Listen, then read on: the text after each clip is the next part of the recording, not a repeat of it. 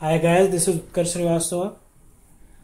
पिछले लेसन में हमने कंस्ट्रक्टर्स को बनाना और कंस्ट्रक्टर्स की एप्लीकेशंस को समझा था। इस बार हम कंस्ट्रक्टर ओवरलोडिंग से स्टार्ट करते हैं।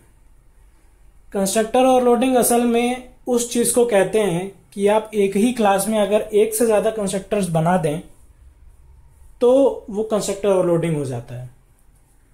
एक से ज़्यादा अगर आपको कंस्ट्रक्टर एक क्लास में बनाने हैं तो या तो उनके नंबर ऑफ आर्ग्यूमेंट्स डिफरेंट होने चाहिए, या तो उनके डेटा टाइप्स डिफरेंट होने चाहिए, या तो नंबर और आर्ग्यूमेंट्स के डेटा टाइप दोनों डिफरेंट होने चाहिए। इन तीनों चीज़ों में से एक चीज़ को आपको सेटिस्फाई करना पड़ेगा अगर आप एक ही क्लास में दो या दो से ज़्यादा कंस्ट्रक्टर्स बनाना चाहते हैं। मान लीजिए मैंने पिछले क्लास में रेक्टेंगल का एक एग्जाम्पल दिया था।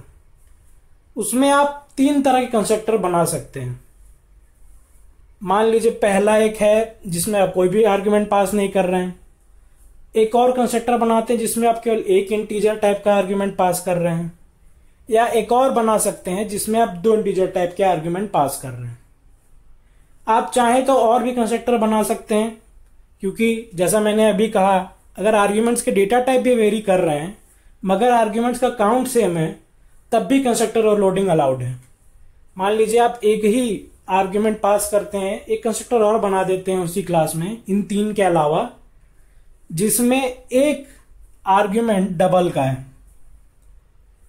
तो ये भी अलाउड हो जाएगा। मतलब अब आपकी क्लास में चार कंस्ट्रक्टर हो गए हैं जिसमें तीन के आर्ग्यूमेंट्स के काउंट अलग हैं और एक कंस्ट्रक्टर है जिसमें आर्ग्यूमेंट्स का काउंट एक ही है मगर उसका डेटा टाइप डिफरेंट है। तो ये है कंस्ट्रक्टर ओवरलोडिंग। और इसी तरह से मेथड ओवरलोडिंग भी होता है। मेथड ओवरलोडिंग में आप रिटर्न टाइप भी डिफरेंट कर सकते हैं, मगर उसके बारे में हम बाद में बात करेंगे।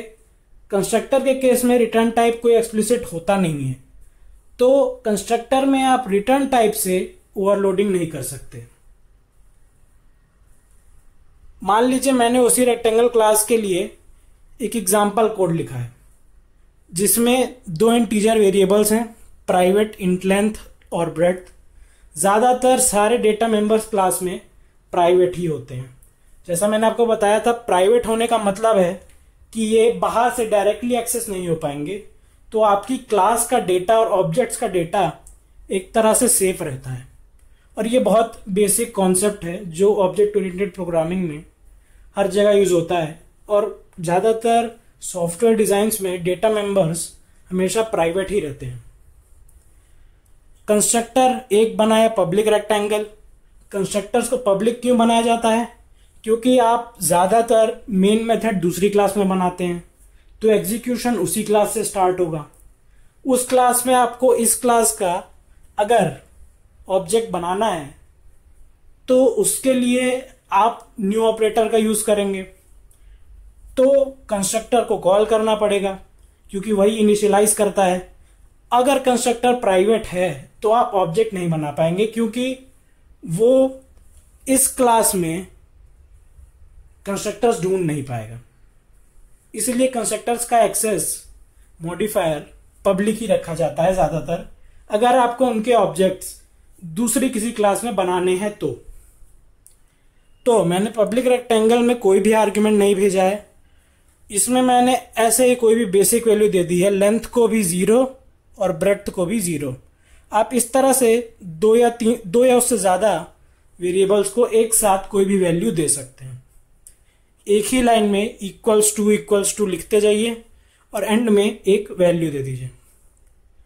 एक और कंस्ट्रक्टर बनाया मैंने उसी क्लास में, पब्लिक रेक्टेंगल, जिसमें एक इंटीजर वैल्यू पास की है। इसमें length equal to breadth equal to वो वाली वैल्यू डाल दी। एक और कंस्ट्रक्टर बनाया जिसमें दो इंटीजर वैल्यूज पास की हैं। लेंथ को दे दिया val1 और ब्रेथ को दे दिया val2। इन तीनों कंस्ट्रक्टर्स में नंबर ऑफ आर्ग्यूमेंट्स वेरी कर रहे हैं, इसलिए ये अलाउड है। अब क्लास रेक्टेंगल टेस्ट में क्या होगा, मैं rectangle R1 equals to new rectangle से भी ऑब्जेक्ट बना सकता हूं बिना आर्ग्यूमेंट पास किए, तो ये वाला कंस्ट्रक्टर कॉल हो जाएगा। Rectangle R2 equals to new rectangle 10 में एक आर्ग्यूमेंट है तो ये वाला कॉल हो जाएगा। Rectangle R3 equals to new rectangle 5,6 में 2 आर्ग्यूमेंट्स हैं तो ये वाला कंस्ट्रक्टर कॉल हो जाएगा। चलिए अब इसके अगले टॉपिक पे चलते हैं जो था एनोनिमस ब्लॉक्स। अब एनोनिमस ब्लॉक्स क्या है?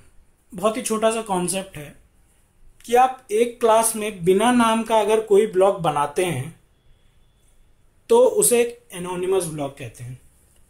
It is a block of statements which doesn't have a name. It is a special member of the class which is used to define common part of initialization. तो anonymous block करता क्या है? आपने एक class में अगर ऐसा anonymous block बना दिया, क्लास ए बी में ब्रैकेट्स में कोई भी 2 या कितनी भी स्टेटमेंट्स लिख दी, फिर इसे कंपाइल कर दिया, तो कंपाइल होने के बाद आपकी क्लास में जितने भी कंस्ट्रक्टर्स हैं उन सब में पहली लाइन की जगह पर ये एनोनिमस ब्लॉक की सारी स्टेटमेंट्स आ जाएंगी। इस वाले कंस्ट्रक्टर में भी, इस वाले कंस्ट्रक्टर में भी और इस वाले कंस्ट्रक्टर में भी। तो एक तरह से आप एनोनिमस ब्लॉक्स में हर कंस्ट्रक्टर के लिए कॉमन स्टेटमेंट्स लिख सकते हैं।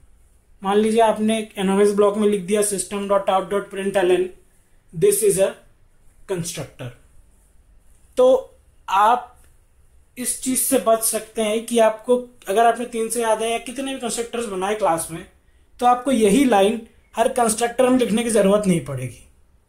आप एक बार इसे एनोनिमस ब्लॉक में लिख दीजिए, क्लास जब कंपाइल होती है तो अपने आप ये कोड उस जगह पर आ जाता है। पब्लिक ए बी में आ जाएगा, public A B int X में आ जाएगा, public A B int X int Y में भी आ जाएगा।